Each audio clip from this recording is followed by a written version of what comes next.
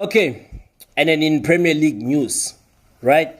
So Burnley have boosted their slim hopes of like Premier League survival, and it was actually an intense, nervy finish. Over 10 men Brentford at the Turf Moor. It was a nervy victory, man. It was very nervous, and let me be honest with you. David. Burnley, they still stand a slight chance of actually making it, but they need to win all their last remaining games. They have to. If they are to survive the drop, they need to win all their games realistically. That's the reality of the situation. If they are to survive the drop, they need to win their last remaining games. And guess what? The Ivorian, the Chelsea lonely, the Chelsea lonely, David Dacho Fofana has now scored in back-to-back Premier League games for Burnley. Incredible. What a great loan signing he was for the Clarets. And it was actually Jacob Brun Lawson's early penalty that gave the host a perfect start. Following the video assistant, referee adjudged, Sergio Regulion to have actually committed a professional foul on the Clarets winger Vitinho, resulting in a straight red for the Tottenham loanee. And it was a pretty intense match, because you couldn't tell which team was actually down to 10 men, and you couldn't even tell which team had a one-man advantage due to the fact that even though it was still a tight game, because Brentford didn't really look like a side that was going to let down. And look, let me just say it like this. Dara O'Shea, his heavy back pass almost gifted Brentford, an equaliser. But, Arijanet Muric making his Premier League debut in place of first-choice Clarets goalkeeper James Trafford produced a fine clearance to stop the ball trickling over the line. And that's the thing about Burnley. Defensively, they lack concentration. They lack the focus. They lack the that's one thing that has actually been a huge detriment to their season. And on the bright side, David Dacho Fofana was actually guilty of one of those misses of the season shortly before the interval. Somehow scuffing his shot wide after Lawrence Assignon, had picked out the young Ivorian. But then, at least the Chelsea lonely, I meant to say sorry about that. Sorry about my pronunciation. The Chelsea lonely Fofana. He fortunately was able to make amends midway through the second period. Taking a Wilson or Dobert's pass in his stride and actually calmly, slotting the ball into the back of the net to actually beat the Brentford goalkeeper Mark, Flecken to actually double Burnley's advantage. And it was a much needed insurance goal for the Clarets. And Odobert, spurned an excellent opportunity to actually make it 3-0 before Christopher Ajay's late header gave Brentford hope of coming back into the game. But that's the thing about Burnley. They should have won this game by 4-0. Because goal difference also matters. In as much as it's important to get as many points as possible, goal difference is also very important because it's critical. You need to get those goals in the back of the net.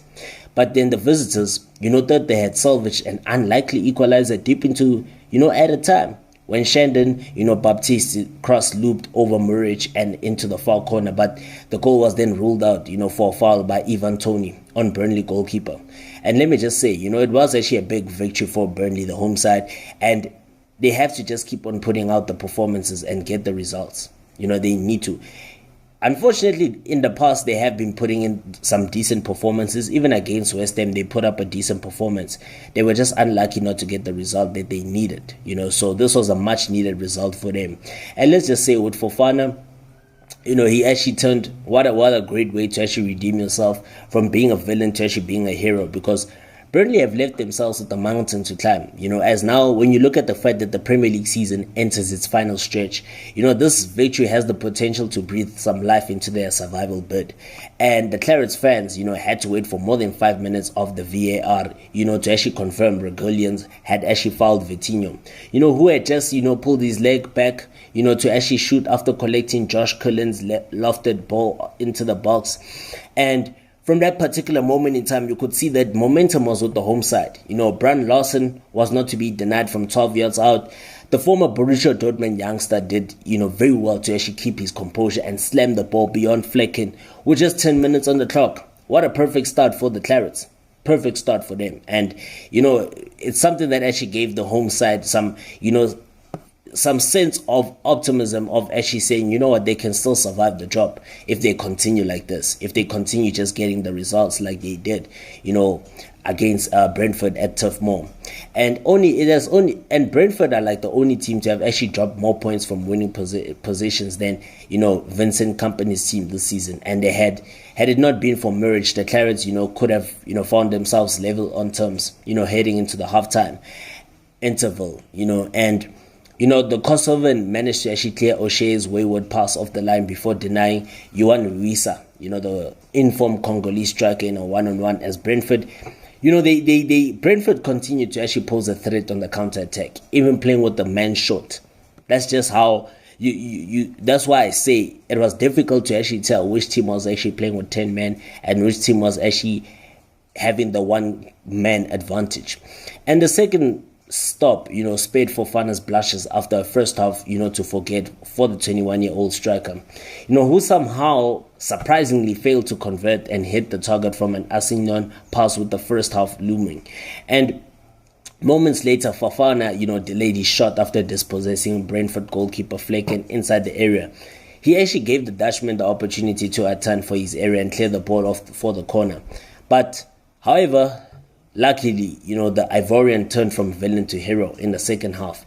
And, with a neat, composed finish, giving the Clarets a 2-goal cushion with under half an hour to play.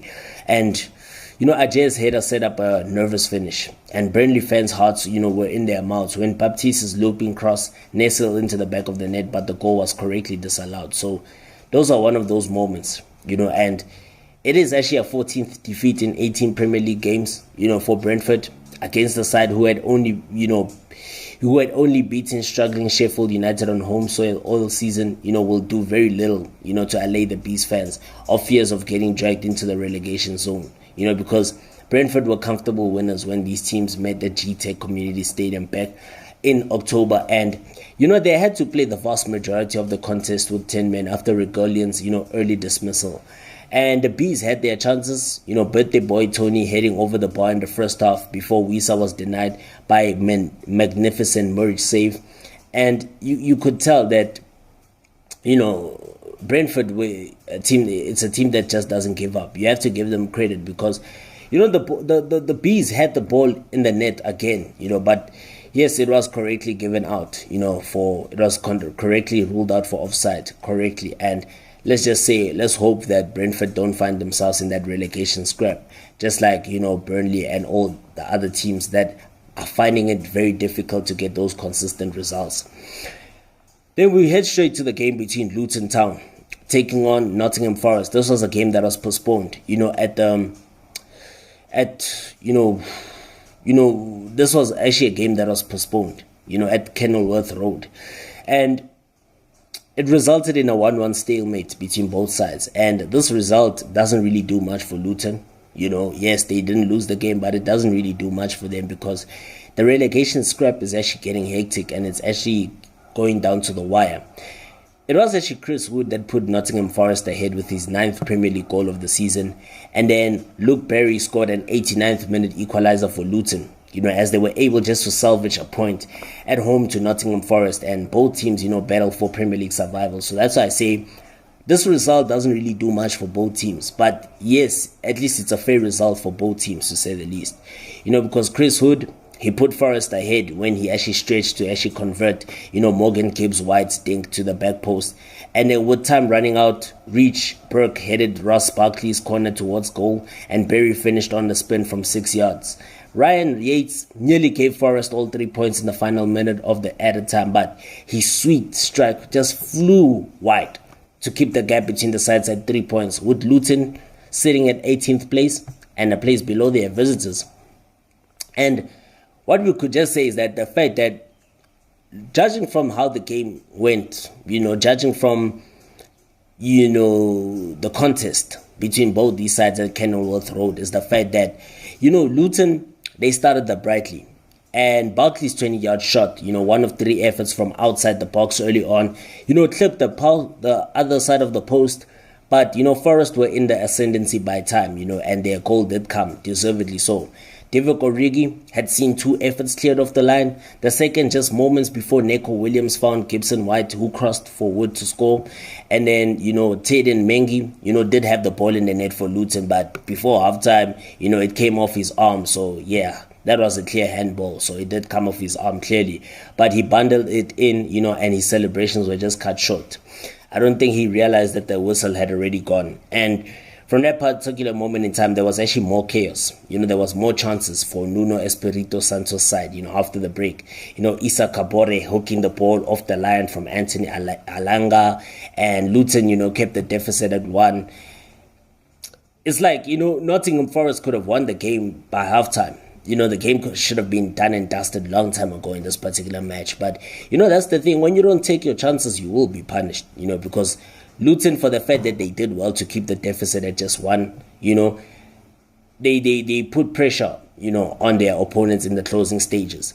And Abate, without creating anything of note up until, Barry's goal, it keeps the Hatters within, striking distance of the sides above, because, yes, their fighting spirit was rewarded, because this was always going to be a big week for Luton in their battle to avoid relegation. And after snatching a late equaliser at Crystal Palace, at Selhurst Park a week ago, and having found themselves like 3-0 up at halftime at Bournemouth on Wednesday, they might have had visions of ending this weekend clear of the drop zone.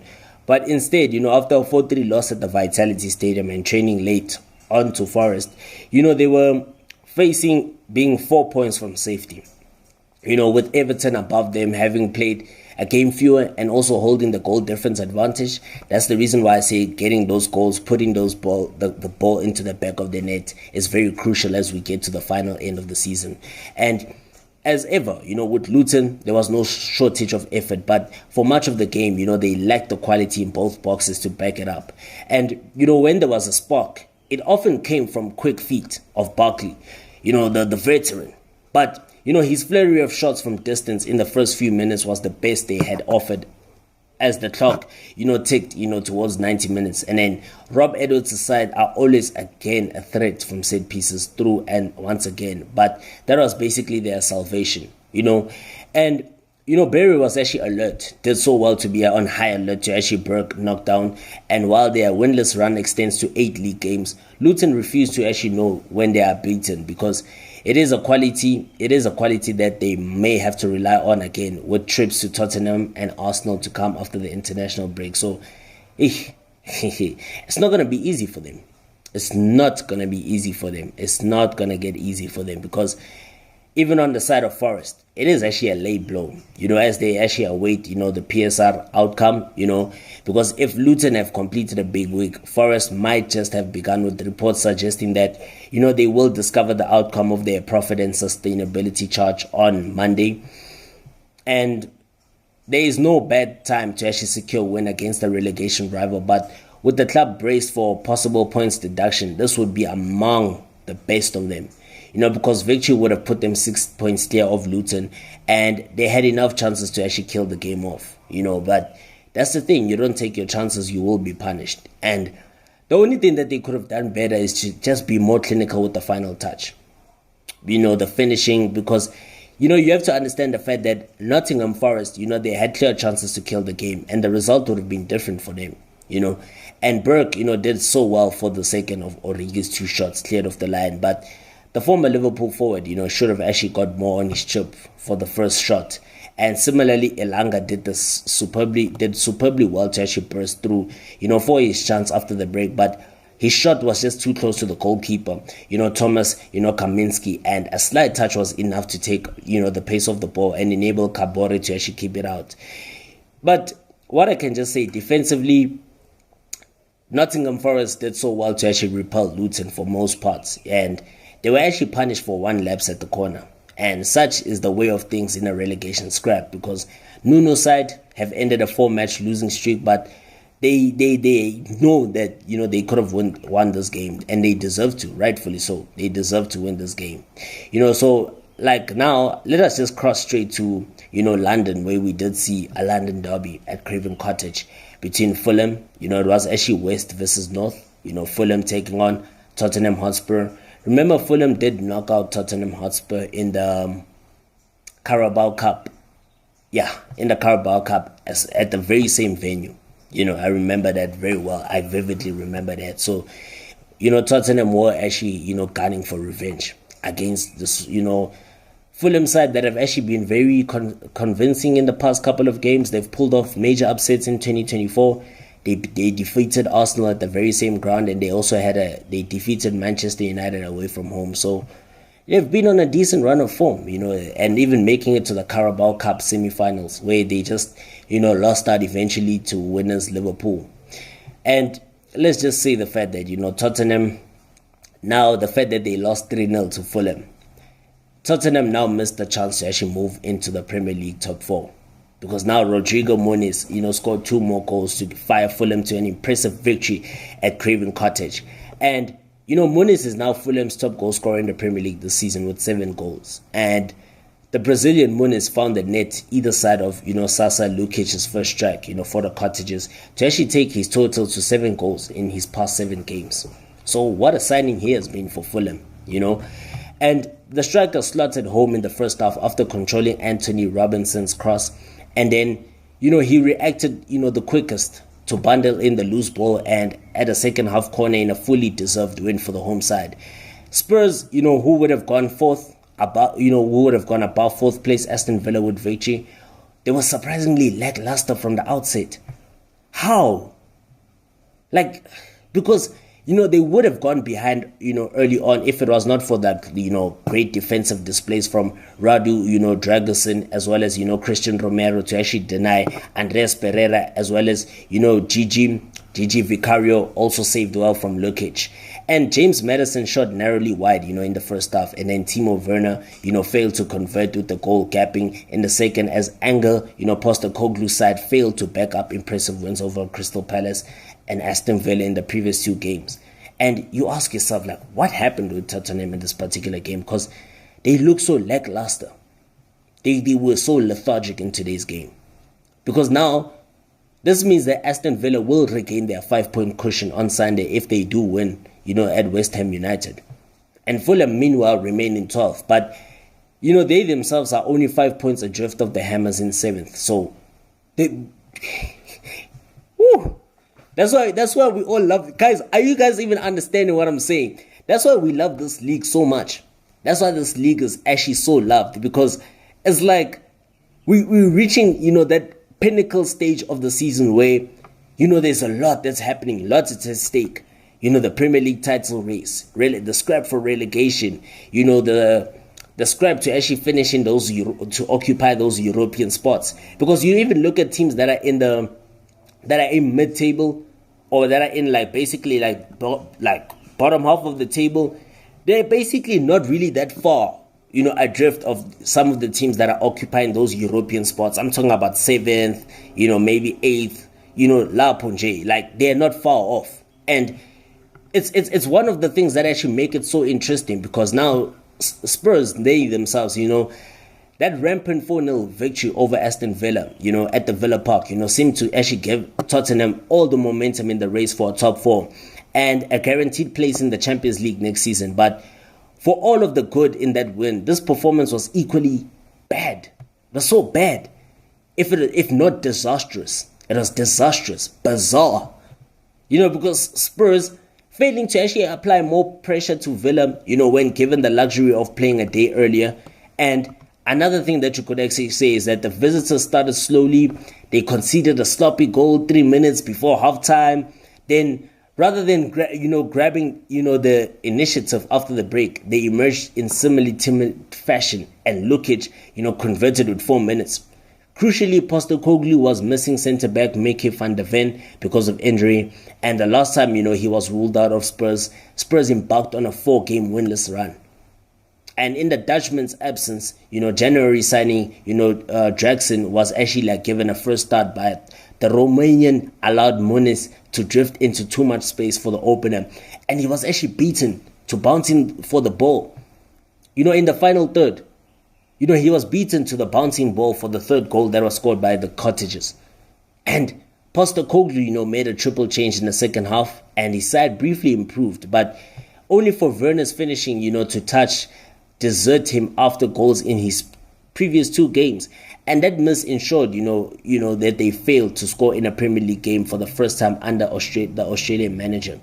And next for them is like a home game against Luton, where they will look to make sure that, they can put down as a bad day in the office. But Muniz, the Brazilian, Muniz, at the 22-year-old Brazilian Muniz, he only scored like twice on loan in the championship at Middlesbrough last season, and 2 more goals here, in this particular game against Tottenham, made him Fulham's top goal scorer, despite not finding the net until the first week of February. And they were like 2 different strikes, but both showed, his poacher's instinct. And he became the first Fulham player to score in 4 consecutive Premier League home matches. Yes, like I said, Muniz is the first Fulham player to score in 4 consecutive Premier League home matches. Yes. And his perfect run of form, has come with a succession of starts after Raúl Jiménez was injured. The Mexican is now fit again. He replaced Muniz in the second half after the match winner. And, he took a knock and scrambling in the second, but, faces a tough task to win his place back, because Fulham, had lost 14 of their past 16 Premier League games against Tottenham. And at some point in time, they were winless in their past 9. So this victory could have not have been more thoroughly deserved, because Lukic's goal was also a fine move with Timothy, Castagna, charging forward, from right back to actually cross the ball in the middle. And the sub's finish, was just fortunate, but the ball deflecting in off his knee, and he was rightly wheeled away in celebration. So, what an important victory for Tottenham. For Fulham. An emphatic victory for Fulham, and Tottenham, a disastrous performance by them. Disaster for them. Because now Spurs, they are only 6 points ahead of Manchester United, and now they miss out on a chance to actually take over Aston Villa in 4th. So, my goodness, you can't afford to be dropping points like that, ladies and gentlemen. You can't. At this stage of the season, it's something you cannot do. You can't afford to be dropping points like that.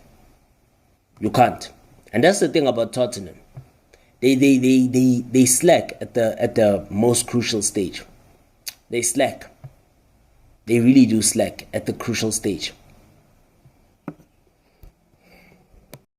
Whilst, in Premier League action, what I can just say is that the fact that a lot of teams, they seem to slip up when at a crucial stage of the season, when they're not supposed to, and they fail to capitalize on, the weaknesses of their opponents, or let me just say, when their opponents are, letting an opportunity slip through the fingers of their hands, right? Some opponents, they just cannot capitalize on that. Because I'm talking about Aston Villa. Yes, it was a 1-1 draw between West Ham United and Aston Villa at the London Stadium. But, yes, Nicolo Zaniolo, his goal actually saved the point for Unai Emery's side after some late, VAR drama. But, let me just say, Aston Villa, they moved 3 points clear of Tottenham. But they could have capitalized on their Champions League rival slip.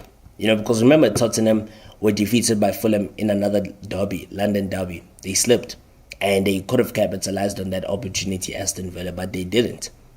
They could have at least gone 5 points clear of their Champions League rivals.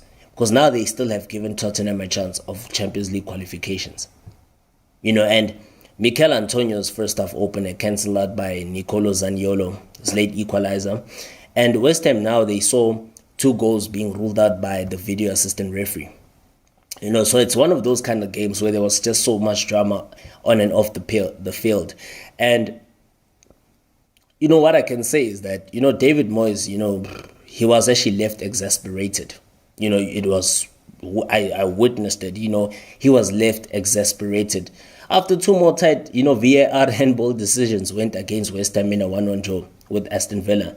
And the officials, spent 5 minutes checking whether TOMAS SOUCEK's potential winner, with the scores at 1-1, should have been allowed before referee, Jared Gillett eventually came to the correct decision, after going to his monitor, ruling the goal out for handball. And that was indeed a handball. I also saw a handball there. And Nicolo Zaniolo, his late goal saved Villa from defeat and moved them 3 points off, clear of Tottenham, despite another, lackluster league performance. And again, let me just say it, Aston Villa, the thing is with Aston Villa, this is another game where they were just lackluster, just like Spurs yesterday against Fulham.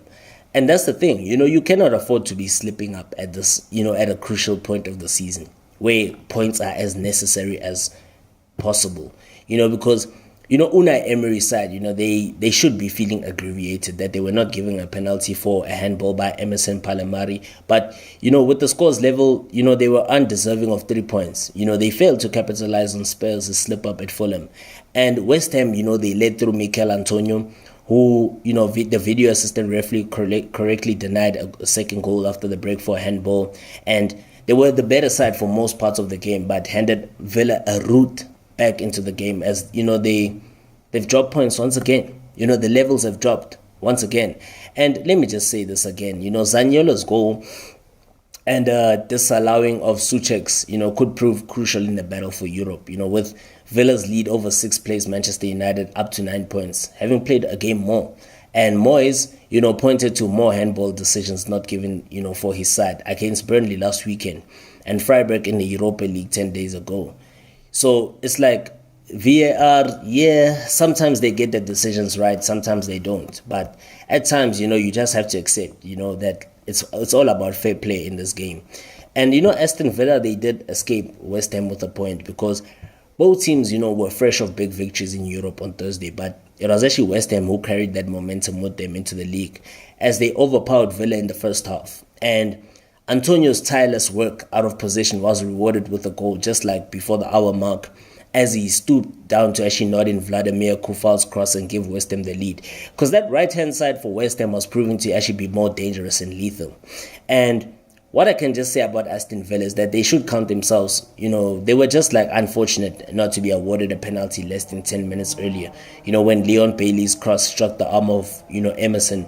But then the VAR, official Tony Harrington failed to overturn the on-field decision with Gillett despite the defender's arm being out. So, yeah, they were denied a penalty for sure. It's funny. VAR, I don't know how is it that sometimes they miss those kind of decisions.